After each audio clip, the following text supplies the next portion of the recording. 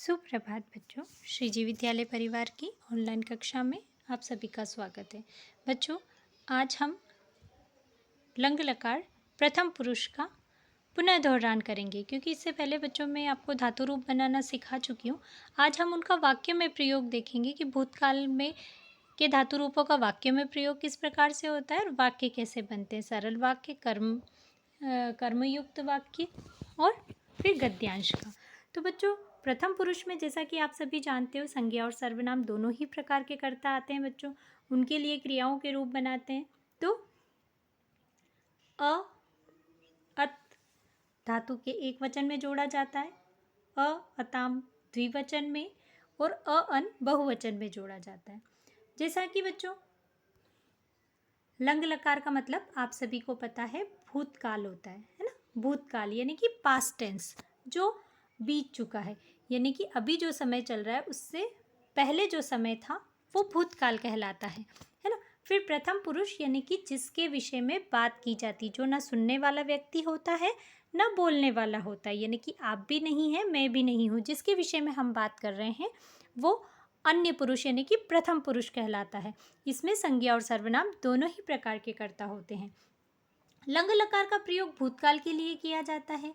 Lung लकार प्रथम पुरुष के लिए धातुओं में लगने वाले प्रत्यय, इन्हें धातु प्रत्यय भी कह सकते हैं और संक्षिप्त रूप भी कह सकते हैं, है ना बच्चों। तो जैसा कि आपको स्पष्ट है कि जब भी हमें भूतकाल में रूप बनाना है, अ तो हमेशा धातु के आगे लगाना है ना। उसके बाद अत धातु के अंत में जोड़ना है, तो अ तो हमेशा धातु के अंतिम वर्ण में मिल जाएगा और त ऐसा कैसा, तो अपठत, जैसे कि यहाँ पे रूप बना है ना। फिर उसका सर्वनाम कर्ता से आपको वाक्य भी बना के बता रखा है, स अपठत, यानी कि उसने पढ़ा, बीते हुए समय में वो पढ़ चुका है।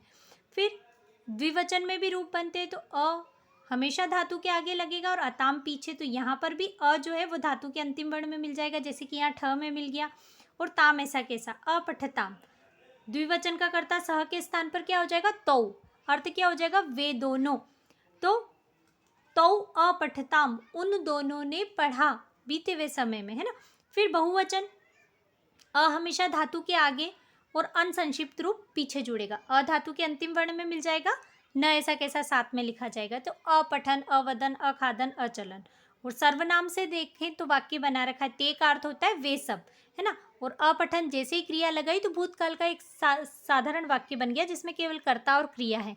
ते अपठन, उन सब ने पढ़ा बीते हुए समय में। अब बच्चों, जैसा कि मैंने आपसे बोला कि इसमें संज्ञा और सर्वनाम दोनों ही प्रकार के कर्ता होते हैं, तो यहाँ सर्वनाम से, अब यहाँ सह के स्थान पर हम बालकः शब्द का प्रयोग भी कर सकते हैं। बालकः अपठत, बालक ने पढ़ा, है ना। बालिका का प्रयोग भी कर सकते हैं, क्यों, क्योंकि संज्ञा शब्द तो सर्वनाम पुल्लिंग भी होते हैं और स्त्रीलिंग भी होते हैं। तो हम इसके अंदर बालिका अपठत, लड़की ने पढ़ा, है ना। फिर द्विवचन में करेंगे तो बालकः के स्थान पर क्या हो जाएगा बच्चों, बालको, बालको अपठताम, दो बालकों ने पढ़ा। और अगर स्त्रीलिंग करेंगे तो बाली के, बालिके अपठताम, दो लड़कियों ने पढ़ा। इसी तरीके से जब बहुवचन में बनाएंगे तो ते के स्थान पर क्या हो जाएगा, बालकाः, है ना, बालकाः। और अपठन, अनेक बालकों ने पढ़ा, स्त्रीलिंग होता तो क्या हो जाता बच्चों, बालिकाः, बालिकाः अपठन, अनेक लड़कियों ने पढ़ा। तो इस तरीके से जो है भूतकाल में क्रियाओं के रूप बनते हैं और उनका वाक्य में प्रयोग होता है। अब देखो बच्चों, उदाहरण से समझ लेते हैं, जैसे कि ये प्रथम पुरुष के कर्ता के साथ लंग लकार का प्रयोग है ना।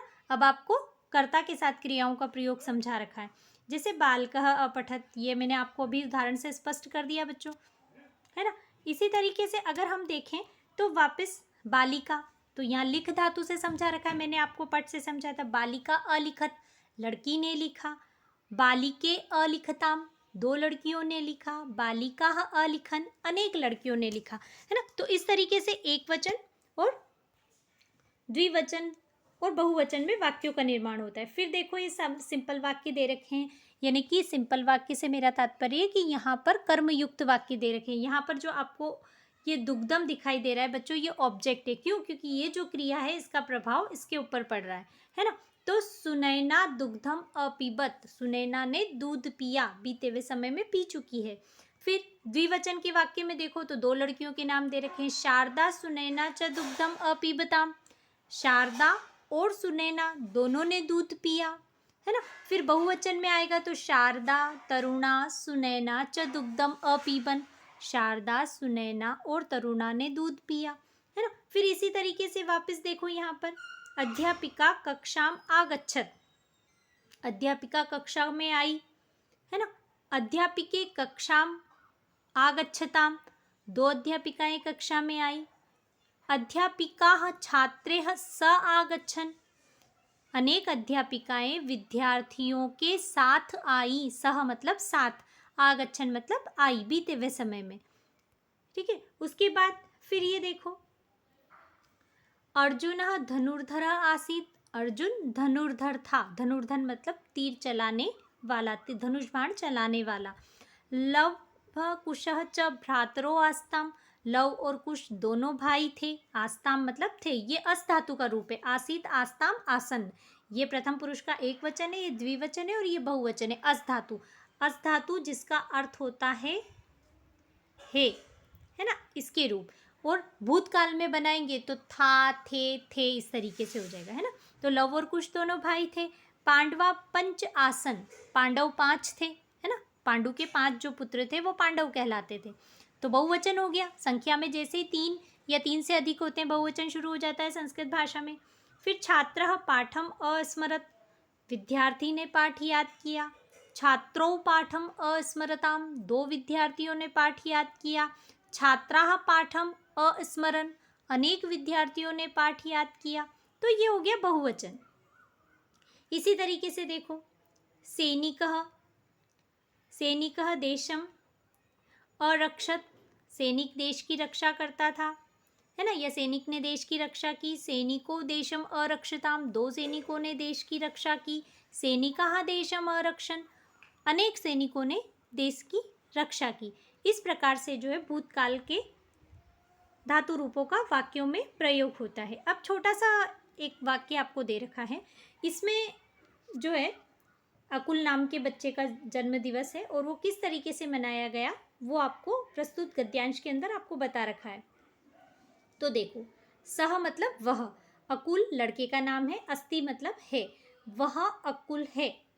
सह मम अनुजः अस्ति, सह मतलब वह, मम मतलब मेरा, अनुज मतलब छोटा भाई, अस्ति मतलब है, वह मेरा छोटा भाई है।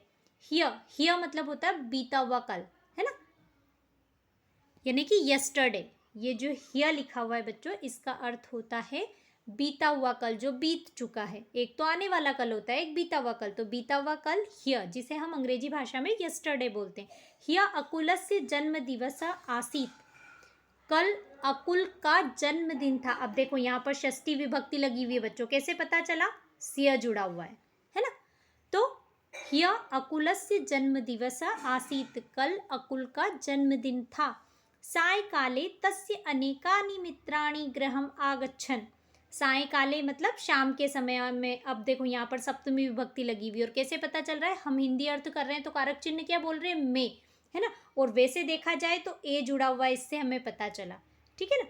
तो शाम के समय में तस्य मतलब उसके, अनेकानी मतलब अनेक, मित्राणी मतलब मित्र, गृहम मतलब घर को, आगच्छन मतलब आए थे। कल शाम को उसके बहुत सारे मित्र घर आए थे। तानी सर्वाणी अकुलाय उपहारान अपि आनयन, तानी मतलब वे सब या उन सब ने, सर्वाणी मतलब सभी ने, उन सभी ने, अकुलाय मतलब अकुल के लिए। अब देखो बच्चों यहाँ पर चतुर्थी विभक्ति जुड़ी हुई है, कैसे पता चल रहा है? अकुल के लिए। हम हिंदी अर्थ क्या कर रहे हैं? अकुल के लिए। और वैसे चतुर्थी विभक्ति का सिंबल क्या है? जहाँ पर आय जुड़ा हुआ होता है ना। अकुलाय अकुल के लिए, उपहारान यानी कि उपहार, गिफ्ट, अपि यानी भी, आनयन मतलब लाए थे। वे सभी जो हैं अकुल के लिए उपहार भी लाए थे।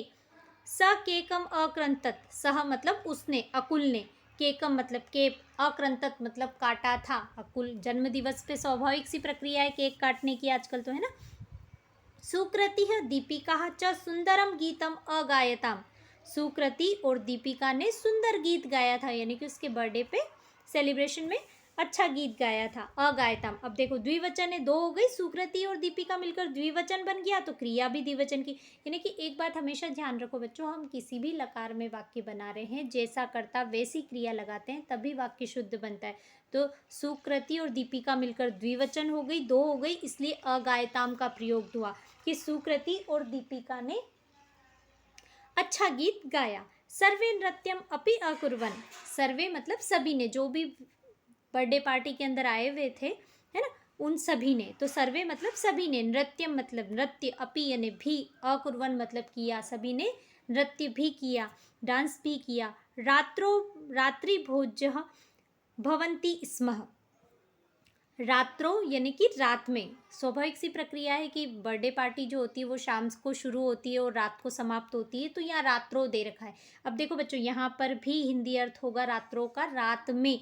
रात्रि भोजनम यानी कि डिनर जिसे हम कहते हैं, है ना, रात्रि का भोज, तो रात्रि भोज के भवती स्म हुआ था, रात में रात्रि भोज हुआ था।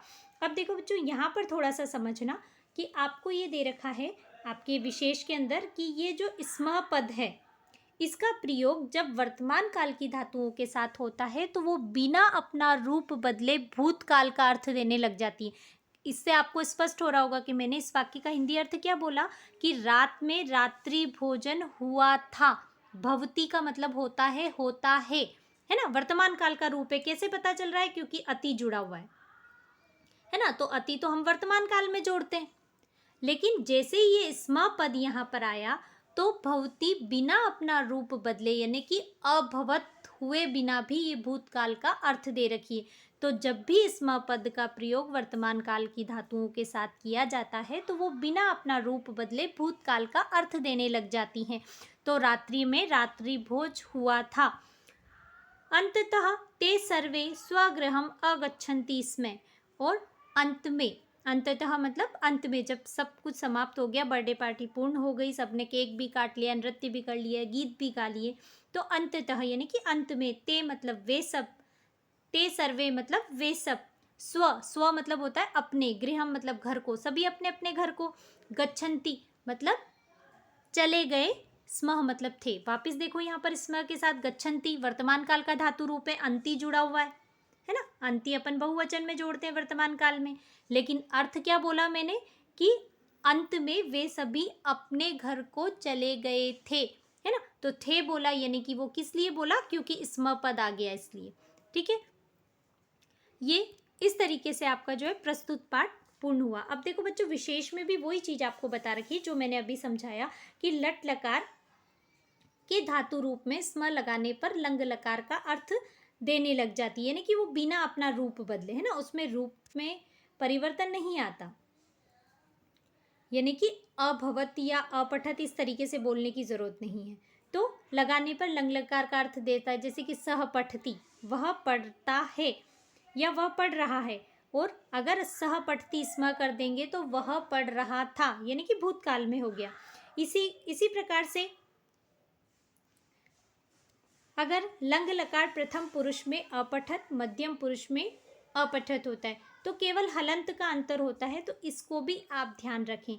जहाँ पर हलंत है वो प्रथम पुरुष का एक वचन का धातु रूप है, लेकिन जहाँ हलंत नहीं है वो मध्यम पुरुष बहुवचन का प्रयोग है। तो ये कर्ता के साथ जब हम प्रयोग करते हैं तब हमें विशेष ध्यान रखना है। तो प्रस्तुत पाठ पूर्ण, उम्मीद है आपको भूतकाल के धातु रूप प्रथम पुरुष के लिए समझ में आ गए होंगे, वाक्यों में प्रयोग भी समझ में आ गया होगा। Thank you.